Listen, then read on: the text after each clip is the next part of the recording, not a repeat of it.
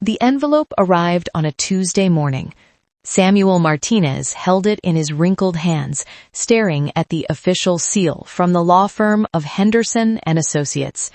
His fingers trembled slightly, not from age, though he was 73, but from the weight of what he knew was inside. For 47 years, he had pushed a mop across hospital floors. For 47 years, he had worn the same blue janitor's uniform, smelling of disinfectant and humility. And now, in a single moment, everything had changed. But no one could know, not yet. He looked around his small apartment, the peeling wallpaper, the flickering kitchen light he'd been meaning to fix for months, the photograph of his late wife Maria on the mantel, her smile frozen in a moment when life was simpler. His 3 children didn't know what was coming. They didn't know he'd been chosen. They didn't know that their father, the man they barely called anymore, the man they'd grown too busy to visit, had just inherited $8.7 million from a distant uncle he'd never even met, a tech mogul who'd made his fortune in Silicon Valley and had no other living relatives. Samuel sat down slowly in his worn armchair. He thought about his children, David, the corporate lawyer, Michelle, the real estate agent, and Carlos, the investment banker. All successful, all distant, all changed. The money could change their lives, or it could destroy what little remained of their family. Samuel made a decision right there, in that quiet moment. He would not tell them about the inheritance, not yet. First, he would test them. Samuel Martinez had never been a wealthy man, but he'd been a rich father. At least, he tried to be.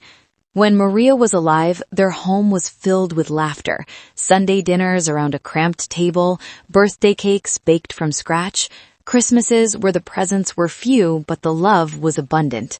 He worked double shifts at St. Catherine's Hospital, mopping floors, cleaning bathrooms, taking out medical waste. The work was honest, the pay was not. But he taught his children values. Money doesn't make you better than anyone, he'd tell them. Character does. David, his oldest, had been a sensitive boy. He'd wanted to be a teacher once. He'd sit with Samuel after school, talking about books, about helping people, about making a difference. Michelle, his middle child, had been his little artist. She'd draw pictures of their family, always putting Samuel in the center, always making him taller than he really was. Carlos, the youngest, had been his shadow. "Papa, can I help you clean?" he'd ask, carrying a tiny broom Samuel had bought him from the dollar store. Those days felt like another lifetime. Maria's death 7 years ago had been the first crack. Breast cancer, stage 4. The medical bills had crushed him, even with insurance. He'd taken a 3rd job, working nights at a grocery store, just to keep up. The children helped, of course. They sent money, but they couldn't send time. David had just made partner at his firm. "Dad, I'm swamped. I'll visit soon, I promise." Michelle was expanding her real estate empire. "Papa, I'm showing houses all weekend. Next month, okay?" Carlos was traveling for work. "Pop, I'm in Singapore, then London, then Tokyo. I'll call you." The calls became texts. The texts became silences. Samuel understood. They had their own lives, their own families, their own problems. But understanding didn't make the loneliness hurt less. He'd sit in his apartment, eating microwaved dinners, watching game shows, wondering when he'd become invisible to the people he loved most. Then came the letter from the lawyer. His uncle, Tomas Martinez, a man Samuel had met exactly twice in his life, had passed away at 91. No wife, no children, no siblings left alive. The entire fortune went to Samuel, the only remaining blood relative, $8.7 million. Samuel had stared at those numbers until they blurred. He could retire, travel, live comfortably, give his children their inheritances. But something stopped him. A memory. 2 months ago, he'd fallen in his apartment. Nothing serious, just a slip in the bathroom. He'd called David first. "Dad, I'm in a meeting. Can it wait?" He'd called Michelle next. "Papa, I'm with a client. Is it an emergency?" He'd called Carlos last. "Pop, text me. I can't talk right now." He'd lain there on the cold tile for 20 minutes before pulling himself up, his hip aching, his pride shattered. They hadn't meant to hurt him, he knew that, but intention and impact were different things. Samuel realized something that night. He didn't know his children anymore. Not really. Success had changed them, or maybe he just hadn't noticed the change until the distance became a canyon. So when the inheritance came, Samuel made his plan. He would continue being the janitor. He would continue living in his small apartment. He would not breathe a word about the money. Instead, he would create situations, small tests, nothing cruel, to see who his children had truly become. Would they help an old janitor father who had nothing, or would they only come around when there was something to gain? The first test came 3 weeks later. Samuel called David on a Thursday evening. His son answered on the 4th ring. "Dad? Everything okay?" There was noise in the background, restaurant chatter, clinking glasses. "David, I'm sorry to bother you. I know you're busy." No, it's fine. I'm just at a dinner. Client entertainment. What's up?" Samuel kept his voice soft, vulnerable. "My refrigerator broke. The repairman says it'll cost $800 to fix, or I need a new one.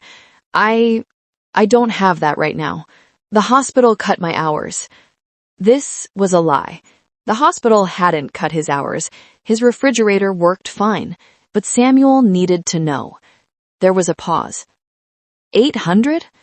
Dad, Look, I'm trying to save for Emma's college fund.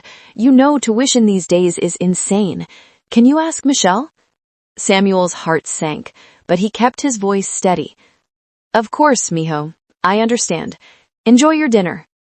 He hung up before David could say anything else. He sat in the dark for a long time. Test 1 failed. The next week he called Michelle. She answered while driving. "Papa, hold on, I'm on Bluetooth. What's going on?" "Mi amor, I need a small favor. My landlord is raising the rent by $300 a month. I've lived here for 20 years, but he says it's market rate now. I can't afford it. I might need to move." Another lie. His rent was stable, but again, he needed to see. Michelle sighed. "Papa, that's awful. These landlords are criminals. Have you tried negotiating? Maybe offering to sign a longer lease?" "I tried. He won't budge." "Look, I'm showing a property in 20 minutes. Let me think about it and get back to you, okay? I'm sure we can figure something out." She didn't call back. Samuel waited 5 days before calling Carlos. His youngest son answered on video chat, his face tanned, palm trees visible behind him. "Pop, what's up? I'm in Miami for a conference." "Carlos, I need to ask you something. It's embarrassing." "What is it? You okay?" "I need to go to the dentist. I have an infection. They want $1,500 up front. I don't have dental insurance anymore. They changed the policy at work. I'm in pain, mijo. Real pain." This lie hurt Samuel to tell, but he had to know. Carlos's face shifted. Discomfort. 1,500? Pop, that's rough. Have you tried one of those discount dental tases? I saw a commercial about them. They're way cheaper. Carlos, I'm maxed out right now, Pop. Jessica and I just bought the boat, and the payments are brutal. Can you set up a payment plan with the dentist? Samuel felt something crack inside his chest. Yes, I'll figure it out. Great. Love you, Pop. Gotta run. The screen went dark. Samuel sat there, staring at his own reflection in the black phone screen. All 3 of his children, successful, wealthy, comfortable, had turned him away over amounts that meant nothing to them, but everything to him. He wasn't angry, not exactly. He was heartbroken. What had he done wrong? Where had he failed as a father?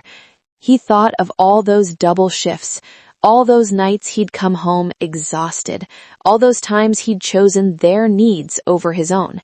And now, when he needed them, or pretended to, they were too busy, too stretched, too focused on their own worlds. But Samuel wasn't finished testing. A month passed. Samuel continued his janitor work, mopping the same floors, greeting the same nurses, invisible as always. But he was also planning something bigger. He'd hired the law firm to help him create a scenario, a final test that would reveal the truth about his children's hearts. Then, on a cold October evening, his phone rang. It was David. "Dad, we need to talk. Can you come to my house this weekend? Michelle and Carlos will be there too." Samuel's pulse quickened. "What's this about?" "Just come, okay? Saturday at 2. We need to discuss something important."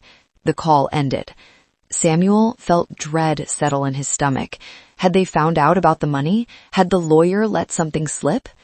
Saturday arrived gray and drizzly. Samuel took 2 buses to David's suburban home, a beautiful 4-bedroom colonial with a manicured lawn and a luxury SUV in the driveway. His children were waiting in the living room. David stood by the fireplace, arms crossed, wearing his lawyer face. Michelle sat on the couch, her real estate smile tight and forced. Carlos leaned against the wall, checking his phone. "Sit down, Dad," said David. Samuel sat, his hands folded in his lap, his janitor uniform still on from his morning shift. "We've been talking, the 3 of us, and we're worried about you." "Worried?" Michelle jumped in. "Papa, you're 73. You're still working as a janitor. You're living in that tiny apartment. You called us about money troubles, refrigerators, rent, dental work." Samuel said nothing. Carlos finally looked up from his phone. "Pop, we think it's time you moved into a senior facility, assisted living. We found a place. It's actually pretty nice. They have activities, meals included, nursing staff." Samuel's blood went cold. "You want to put me in a home?" "It's not putting you anywhere, Dad," David sharply. "It's called being responsible. You're getting older. You can't take care of yourself properly. And honestly, it's becoming a burden for us to constantly worry." "A burden?" The word hung in the air like a curse. "That's not what I meant," David backtracked. "I just mean, I know what you meant." Samuel stood slowly. His legs felt weak, but his voice was steady. "I called you 3 times in the past month, asked for small amounts of help. $800, $300, $1,500. Combined, that's $2,600. Between the 3 of you, who make, what, $500,000 a year, combined?" They looked at each other, uncomfortable. "Not once did any of you say yes. Not once did you offer to help your father, who worked 3 jobs to put you through college, who sacrificed everything so you could have opportunities I never had." "Dad," Michelle started, "and now, instead of helping me, you want to warehouse me somewhere so I'm not inconvenient anymore, so you don't have to feel guilty about not calling, not visiting, not caring." "That's not fair," Carlos protested. "Isn't it?" Samuel walked toward the door, then stopped. "Your mother used to say, you can tell who someone really is when they have nothing to gain from you. I didn't understand that until now." He left without looking back. That night, Samuel sat alone in his apartment. He didn't cry. He was too empty for tears. Instead, he looked at Maria's photograph. "Did I fail them?" he whispered. "Did I give them too much? Not enough? Where did I go wrong, mi amor?" The silence gave no answers. For the first time since receiving the inheritance, Samuel considered walking away from his plan, just taking the money, moving somewhere warm, living out his days in peace. His children had shown him who they'd become. Why keep testing? But something in him resisted. Maybe it was stubbornness. Maybe it was hope. Maybe it was one last desperate attempt to find the children he used to know beneath the expensive clothes and busy schedules. Samuel decided on one final test, the biggest one. 2 weeks later, he had the law firm send letters to each of his children. The letters stated that Samuel Martinez had been diagnosed with stage 3 lung cancer, another lie crafted carefully with legal help. He had refused treatment. He had perhaps 6 months to live. His final wish was to spend meaningful time with each of his children individually.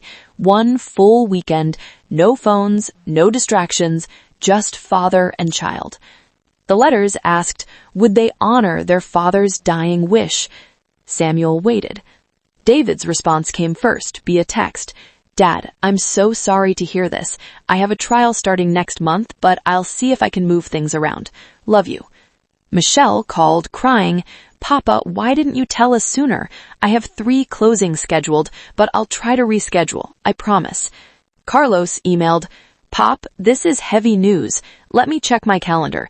Jessica's family is visiting from Ohio, but maybe we can work something out. Not one of them said yes immediately. Not one of them dropped everything. Samuel felt the last thread of hope snap. He'd been diagnosed with fake cancer, and they were checking their calendars. That night, Samuel made a new decision. The money would not go to his children.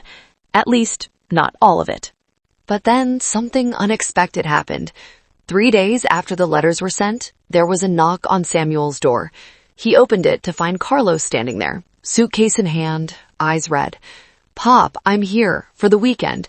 No phone, just us. Samuel stared. What about Jessica's family? I told them the truth. My father is dying. Nothing else matters. Carlos stepped inside, and for the first time in years, Samuel saw his little boy again, the one who used to carry the tiny broom, who used to shadow his every step. They spent the weekend talking, really talking. Carlos confessed, I became what I thought would make you proud. The money, the success, the title. But I'm miserable, Pop. I work 80 hours a week. Jessica and I barely talk anymore. I don't even know who I am outside of my job. Samuel listened, his heart aching. I thought if I made enough money, I'd finally feel worthy of you, of what you sacrificed. But I just feel empty. Mijo, Samuel said softly, I never needed you to be rich. I needed you to be good. Carlos broke down crying. I'm sorry I didn't help you when you called. I was so caught up in my own stuff, I didn't see what really mattered. I'm so sorry, Pop. Samuel held his son while he wept. The next weekend, Michelle came. No excuses, no reschedules, just her and Samuel. She'd brought old photo albums, pictures of their family, of Maria, of happier times. I forgot, Papa, she whispered, tears streaming down her face. I forgot where I came from. I got so obsessed with selling houses, with making deals, with appearing successful, that I forgot what home actually means. She told him about her failing marriage, her loneliness, her realization that she'd traded relationships for transactions. You were always home for us, Papa. Always. And I couldn't even come home for you when you needed a few $100s. What kind of daughter does that make me? A human one, Samuel said gently. One who got lost but is finding her way back. David came last. He arrived angry. At himself, not Samuel. You were right, he said without preamble, about everything. I've become someone I don't recognize, someone Mom wouldn't recognize. David explained how he'd buried his grief over Maria and work, how he'd convinced himself that providing financially was the same as being present, how he'd failed his own daughter Emma by modeling the same absent father behavior.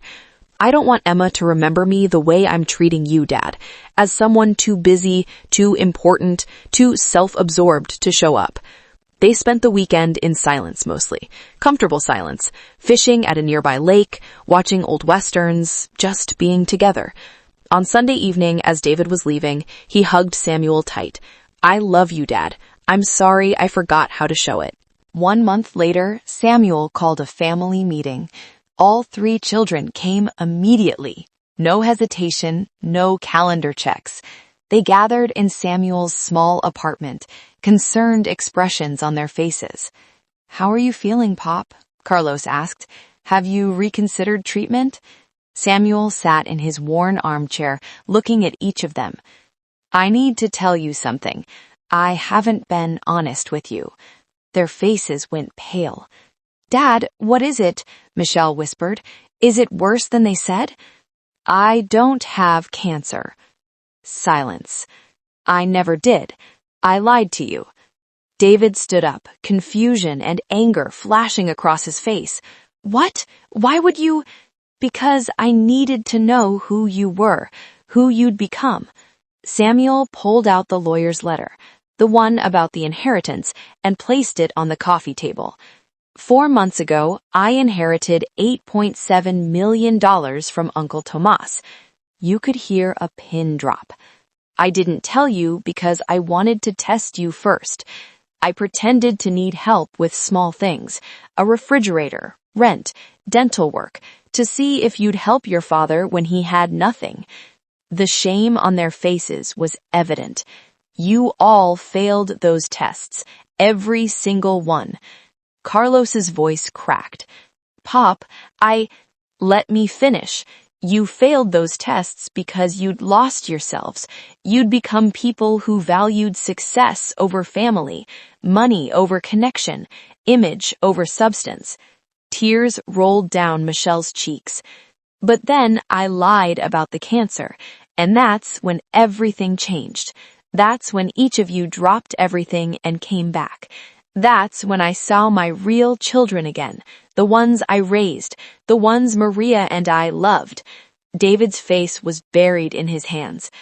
The money is real, the inheritance is real, and I'm going to share it with you. But not because you're my children, because you've proven you remember how to be my children again. Samuel stood, his voice stronger now. I'm giving each of you $1 million, not for houses or boats or investments, for freedom. Freedom to quit jobs you hate, freedom to spend time with your families, freedom to remember what actually matters. He looked at each of them in turn. The rest will be split between charity and a foundation in your mother's name to help families struggling with medical debt, so no one has to work 3 jobs like I did just to keep their loved ones alive. Carlos broke down completely. Michelle rushed to Samuel, embracing him. David stood frozen, processing. I'm sorry, Dad. I'm so sorry for who I became, for how I treated you. I know, mijo. I know. 6 months passed. Carlos quit his investment banking job. He and Jessica went to marriage counseling. They sold the boat, downsized their lives, and Carlos started teaching financial literacy at a community college. I'm making a fraction of what I used to, he told Samuel over coffee. But Pop, I'm happy. Actually happy. Michelle restructured her real estate business, hiring more agents and cutting her own hours by half. She started spending Sundays with Samuel, just like when she was young. We're painting together again, Papa, she said, showing him a watercolor she'd done. You're in the center, just like always. David made partner, then promptly requested to work part-time. He started coaching Emma's soccer team and having weekly dinners with Samuel. Emma asked about you the other day, David said. She wanted to know what you were like when I was her age. I realized I had so many stories I'd never told her, about you, about Mom, about us. They'd also honored Samuel's wish. The foundation in Maria's name had already helped 17 families avoid bankruptcy due to medical bills. At the foundation's opening ceremony, Samuel stood before a small crowd, his 3 children beside him. My wife Maria believed that family wasn't about blood, he said into the microphone, his voice steady. It was about who showed up, who stayed, who loved you when you had nothing left to give. He looked at his children. I tested my children because I'd forgotten that people can lose themselves. But more importantly, I learned that people can also find themselves again. It's never too late to come home. That night, Samuel sat alone in his apartment one final time. He'd moved out the next day, into a modest house closer to his children, nothing extravagant, just enough. But before he left, he stood before Maria's photograph. I think we did okay, mi amor, he whispered. They were lost, but they found their way back. That's all any parent can hope for. He thought about the journey, the tests, the pain, the disappointment, and ultimately the redemption. Money, Samuel had learned, didn't reveal character. It just amplified what was already there. When his children had wealth, they'd forgotten him. But when they thought he was dying, they remembered love. That was the truth about people. We all get lost sometimes in the pursuit of success, validation, comfort. We forget what we knew as children, that the only things that matter are the people who love us and the people we love back.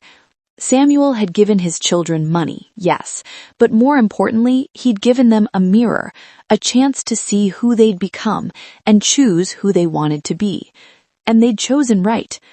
As he turned off the lights and locked the door for the last time, Samuel felt something he hadn't felt in years: peace.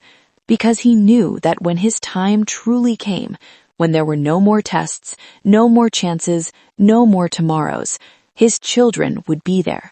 Not because of money, but because they'd remembered who they were. And sometimes that's the greatest inheritance of all.